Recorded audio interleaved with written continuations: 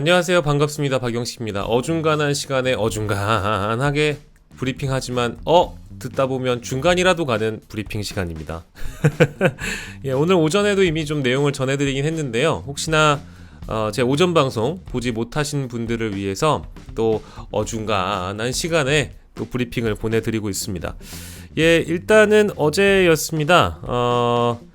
대법원장 야당이 공동으로 추천하는 최혜병 특검법 야 5당에 의해서 이렇게 발의가 됐습니다. 일단 기본적인 틀은 제3자 추천이고요. 네 번째 특검법안이고 어제 내용을 좀 전해드렸습니다만 일단 이 특검법 안에는 대법원장 4명 추천 그리고 2명의 특검 후보를 야당이 압축하는 교섭단체와 비교섭단체가 각각 1명씩 압축을 하는 권한이 담겨 있고요. 내용 자체는 세 번째 특검법과 크게 다르진 않지만 지금 오늘 조간의 대서특필대에서 언론에 거론되고 있는 것은 비토권이라고 해야 될까요? 그러니까 야당이 받아들이기에 만약에 후보가 적절치 않다고 한다면 국회의장을 통해서 후보를 재추천해달라고 대법원장에 요구하는 그런 권한이 담겨 있습니다. 이제 그 내용이 많이 좀 거론이 되고 있는 것 같아요. 그래서 오마이뉴스 쪽의 보도를 보면 이 야당 비토권은 일정 부분 안전장치로 해석되는 것이 맞다라고 바라보는 언론들도 꽤 있는 것 같습니다. 야당에는 특검 후보 비토권, 재추천 요구권을 추가로 부여하는 것이 골자다 이렇게 나와 있죠. 한동훈 대표가 당초 제안한 제3자 특검 추천 방식을 야당이 수용하되 한 대표가 추가로 요구한 제보 공작 의혹의 수사 대상 추가는 일단 빠졌고 개혁신당 빠진 건 어제 말씀드린 것 같아요. 민주당표 최상병 특검법은 대법원장이 추천한 특검 후보에 야당이 동의를 하거나 문제가 있다고 생각하면 재추천하는 방식이 됐다. 다만 대법원장이 특검 후보 4명을 추천하면 야당에서 총 2명을 추천하는 방식은 유지하되 국회의장은 야당으로부터 특검 최종 명단을 제출받아 대통령에게 송부한다. 이제 과정이 나와 있고요.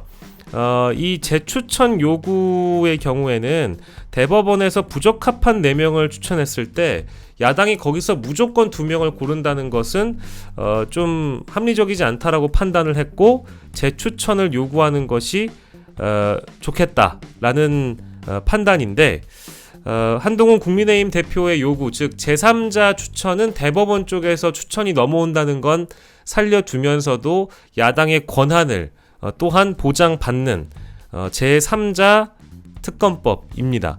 그래서 이건 약간의 또 의견 차이가 있는 것 같더라고요. 당연히 야당 쪽에서 어떤 특검법을 올린다고 하더라도 국민의힘은 친윤, 친한 모두가 지금 반대하는 분위기여서 아무래도 한동훈 대표의 입장이 제일 중요하겠습니다만 이미 어제 구미를 방문한 한 대표가 내용이 크게 달라진 게 없다라는 평가를 이미 줬기 때문에 이 법안 그대로 국회를 넘어간다고 하면 대통령은 또한 거부권을 쓰고 국회에서 재의결될 가능성도 물론 있겠습니다만은 상황을 좀 더 우리는 지켜보도록 하시죠. 어쨌든 어제와 조금 제가 달라지게 전해드리는 부분은 야당에서 재추천을 할 수 있는 요구권이 들어가 있다라는 점, 특검 후보 비토권을 추가로 부여하는 것이 골자라는 대목입니다. 근데 큰 틀에서 보면 4명이 넘어오면 2명으로 좁히는 것, 2명을 배제하고 2명으로 좁히는 것,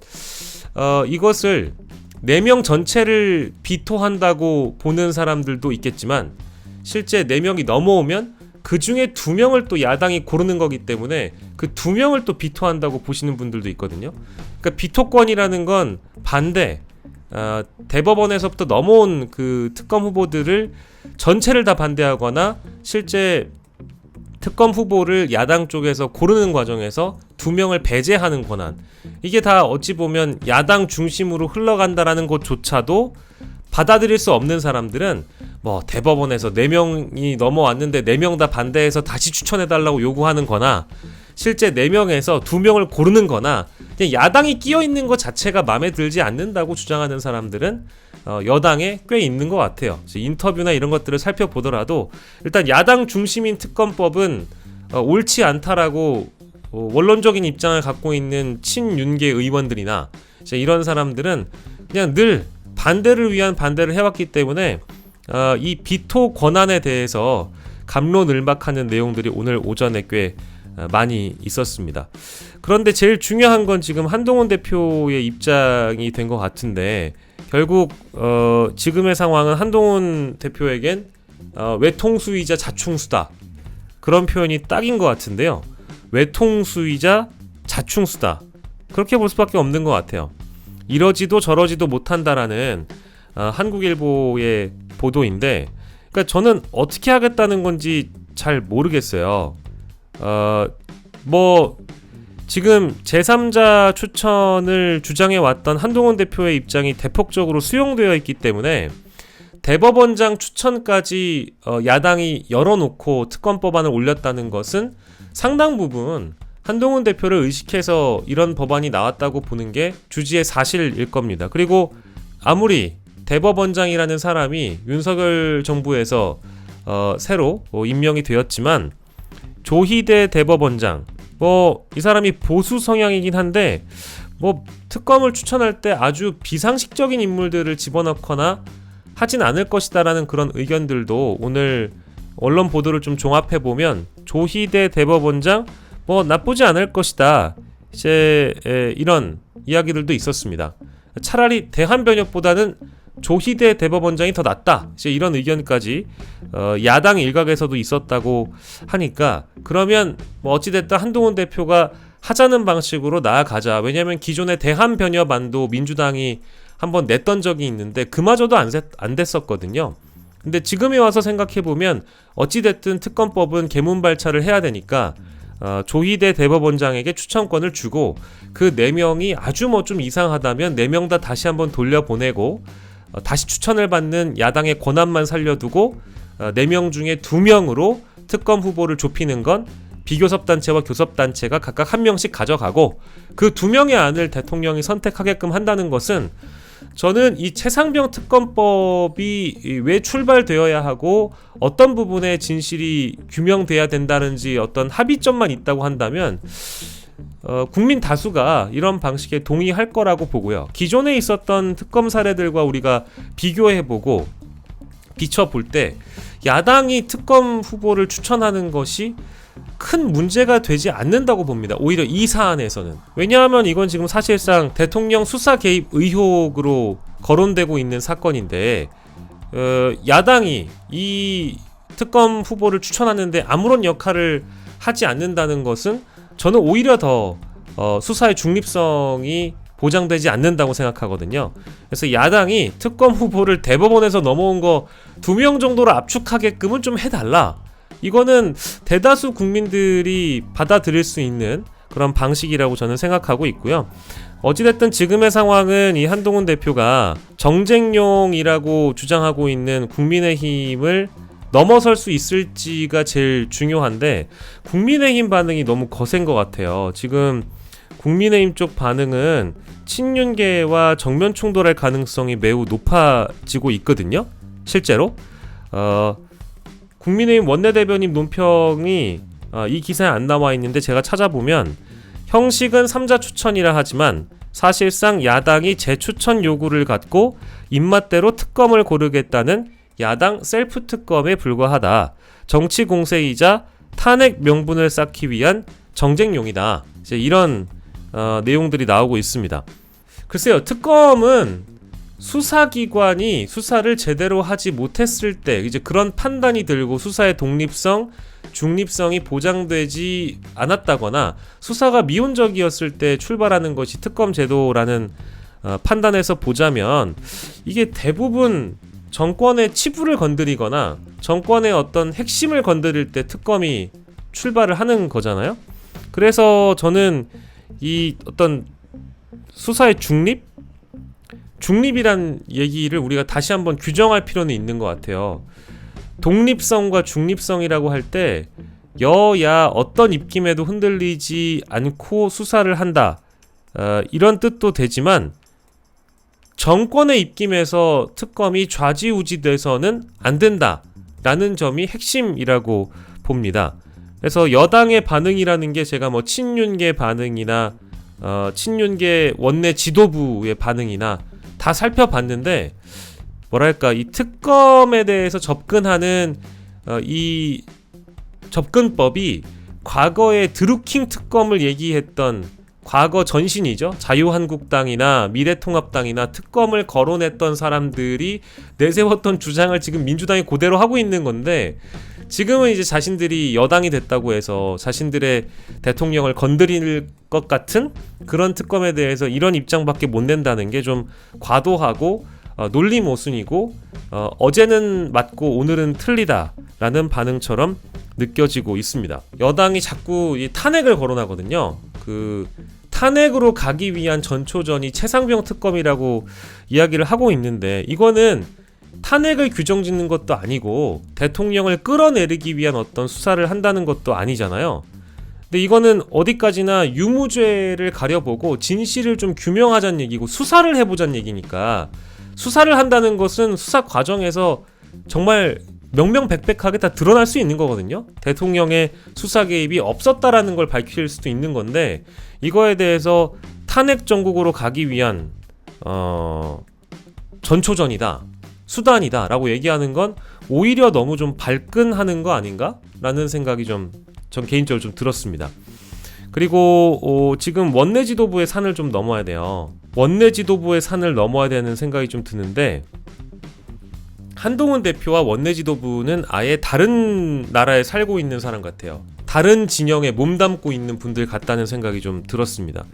의료 붕괴 사태나 또 최혜병 사건을 바라보는 이 관점 자체가 너무 달라서, 한동훈 대표가 뭘 얘기만 하면 원내 지도부는 바로 일축해버리고 배치되는 입장을 발표하거나 용산 대통령실을 너무 눈치 보기 하는 모습이 원내 지도부로부터 느껴지고, 대통령의 의견과 원내 지도부의 의견이 아주 동일하다고 보시는 게 맞을 정도로 전혀 뭐 복사해서 붙여넣기, 대통령의 반응과 국민의힘 지도부의 의견은 다르지 않다, 이제 그렇게 보시면 될 것 같은데, 한동훈 대표만 완전 다른 길을 가고 있는 그런 상황이어서 저는 이제 한동훈 대표가 막다른 골목을 넘어서 이제 손가락 한두 개만 지금 저희가 낭떠러지에 걸려 있는데 한두 개만 잘못 딱 떼면은 한동훈 대표는 낭떠러지 아래로 떨어질 것 같거든요. 그만큼 정치적 위기에 내몰려 있다. 당대표로서도 그렇지만 앞으로 어떤 정치를 할진 전 모르겠는데, 여기에서 또 후퇴하거나 아무런 입장을 내지 못한다면 한동훈이란 정치인은 그냥 제가 판단하기엔 끝난 것 같아요. 예, 요즘 제가 대통령의 기자회견이나 국정브리핑 보고 나서 대통령은 사실상 대통령직에서 내려와야 할지도 모른다라고 과하게 좀 표현했던 것만큼 한동훈 대표가 이 정도로의 입장밖에 못 보인다는 거, 그러니까 어떻게 하자는지 지금 모르겠는 거잖아요. 본인이 한다고 해놓고 발의조차 못하고 있는 거라면 마치 어떤 민주당 법안에 대해서 자신이 결재권이 있는 사람처럼 행동을 하는데, 법안에 사인하는 사람이 한동훈이 아니잖아요.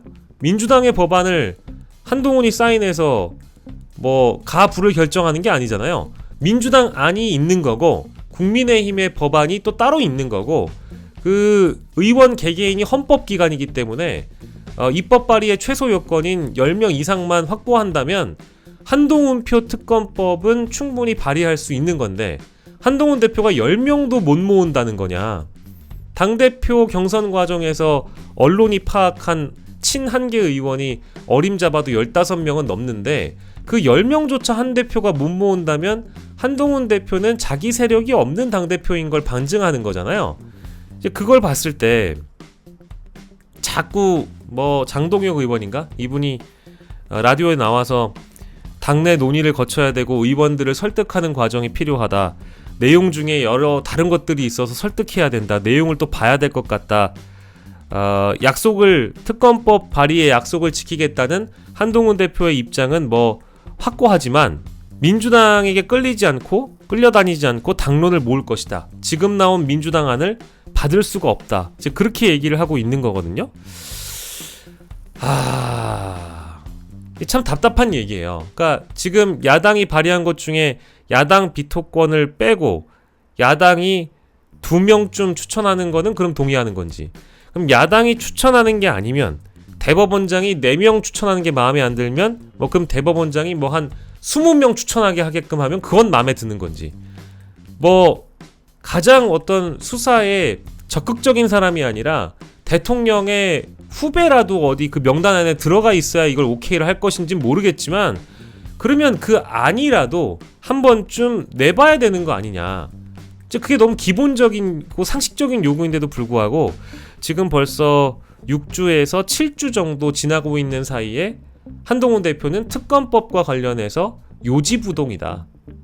여야 회담까지 했는데도 불구하고 공식 의제에 최혜병 특검법이 들어가지 않은 것을 보면 이건 너무 예고된 일이었다라고 보는 게 맞겠죠.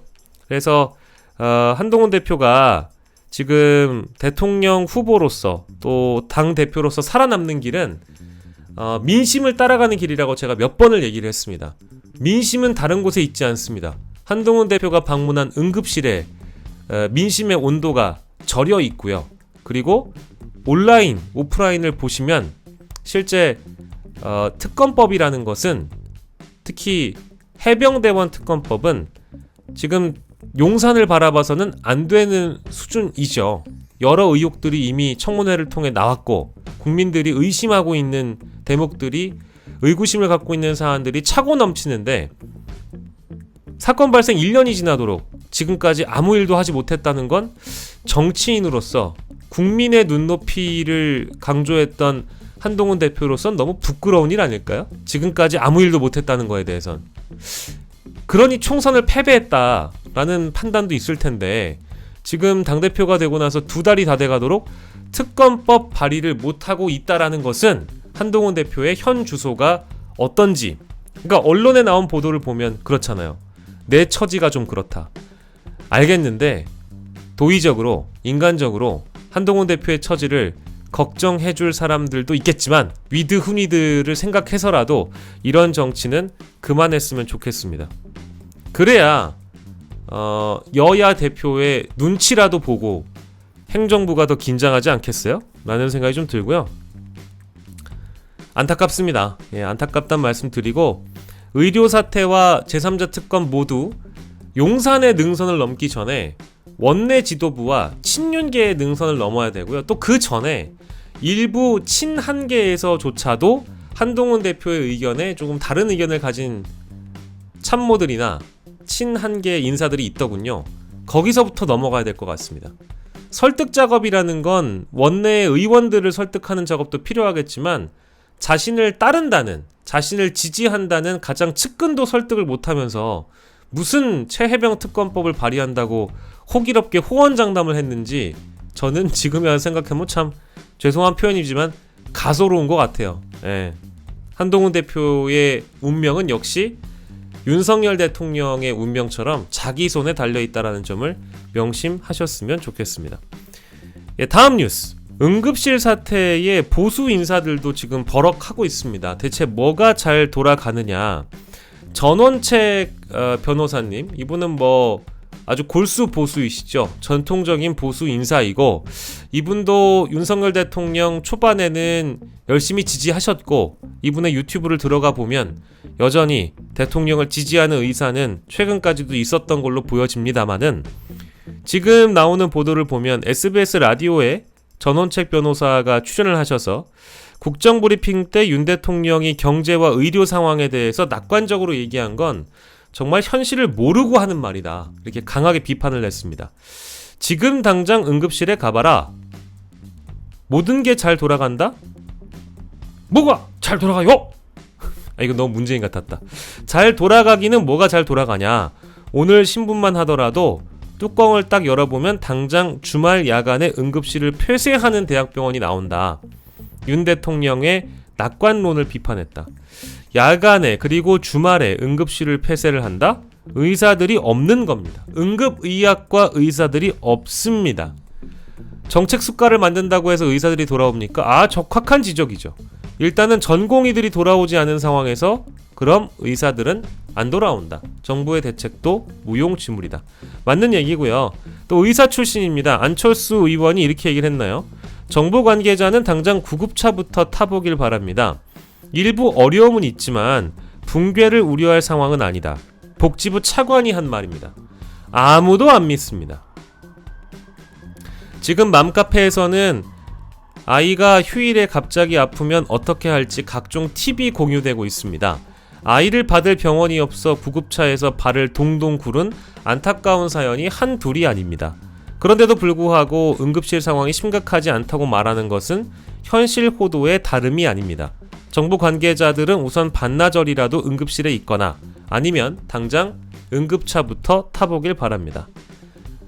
잘 준비된 현장만을 방문하거나 설정 사진 찍고서 문제 없다고 대통령실에 보고해서는 안 됩니다. 아니, 구구절절 다 맞는 말이잖아. 철수 형! 안철수 형이 이렇게 얘기하는 거는 다 맞는 말이잖아, 이번엔. 그렇지 않습니까? 틀린 말이 하나도 없네, 세상에. 원래 이렇게 잘 맞추는 분이었어요? 야, 그래요. 진작에 좀 이렇게 해주시지. 참 감사드립니다, 안철수 의원님께. 뭐 전원책 변호사님도 이제 깨달으셨다면 다행인데, 제가 판단하기에는 이제 이 응급의료 사태는 더불어 의료 대란, 큰 틀에서는 우리가 의료 대란이라고 부르지만 추석 연휴 전후로 해서 응급 대란, 더 나아가서는 의료 대란이라는 것은 저는 대통령의 지지도를 끌어내리는 아킬레스건이 될 거라고 봐요. 지금 정부가 어제 오늘 계속적으로 강조하고 있는 응급실 99% 24시간 365일 운영 가능하다라든지 군의관 파견, 공보위 파견, 이런 것들은 하등 문제를 풀어가는 본질적인 해법이 될 수 없습니다. 왜냐하면 이미 전공의들이 다 빠져나가 있는 상황에서 전문의나 전공의 일부가 응급실을 지키고 있어요. 보통 25명, 30명이 인원이라고 한다면 이 중에 5명 남아있거나 6명 남아있고 당직을 한두 명이 섭니다. 권역응급의료센터가 지금 그런 상황입니다. 그래서 하루에 자신이 보는 보통 환자가 60명이면 그 정도 절반 이상은 돌려보내고요. 심정지 환자나 정말 응급 환자의 경우에만 자신들이 봐줄 수 있지, 그마저도 대기를 해야 되는 상황이 연속적으로 벌어지고 있습니다. 이건 과장이 아니라 신문에 다 나와 있는 내용을 제가 말씀드리는 거고요.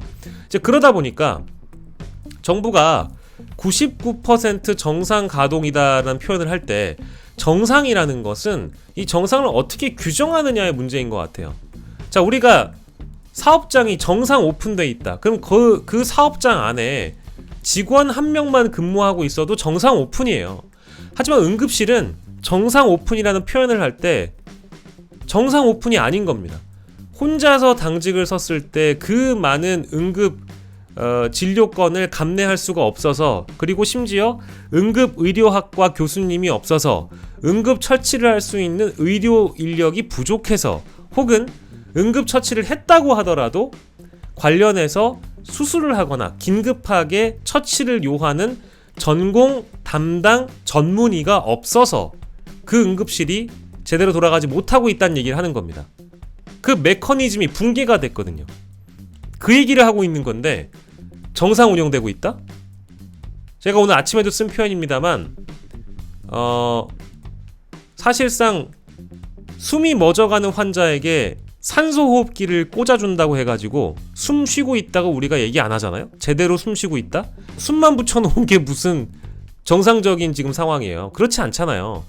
그러니까 다 죽어가는 응급실에 산소호흡기 하나 꽂아놓고 여기가 100% 정상이라고 얘기할 수 없는 것처럼, 지금 보건복지부 차관과 보건복지부 장관과 한덕수 국무총리와 대통령의 인식은 철저히 잘못됐다는 걸 보수 쪽 인사들도 지적을 하고 있는데, 심지어 동아일보도, 중앙일보도, 조선일보도 다 걱정을 하고 있는데 왜 듣지 않는 겁니까? 제발 들어주시면 안 됩니까? 이게 어려운 얘기예요? 예, 계속 제가 뭐 이런 얘기 하다 보면 흥분하게 되는데요. 의료대란은 현실입니다.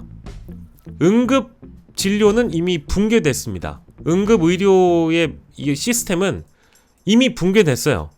한두 명이 권역 응급센터에서 진료를 본다는 게 바로 그것을 의미합니다. 그러니 정신 차리시고 오늘 또 응급 현황 브리핑 보건복지부에서 할 텐데요. 아마 통계나 뭐 자신들은 팩트를 가지고 얘기한다라고 할 텐데 팩트에도 맹점이 있고 함정이 있죠. 통계에도 함정이 있는 것이고요. 총 400몇 개의 권역 응급센터 중에 99개가 99% 다 돌아가고 있다. 정상 운영 중이다. 누가 정상 비정상을 그런 식으로 구분을 합니까? 한심하기 짝이 없네요. 예. 연합뉴스에서도 응급실에 군의관을 긴급 투입한다고 하지만 야간 휴일 진료와 차질은 여전하다라는 진단을 내놓고 있습니다. 예, 그 대목까지 좀 전달해 드리면서 점심 맛있게 드시고요.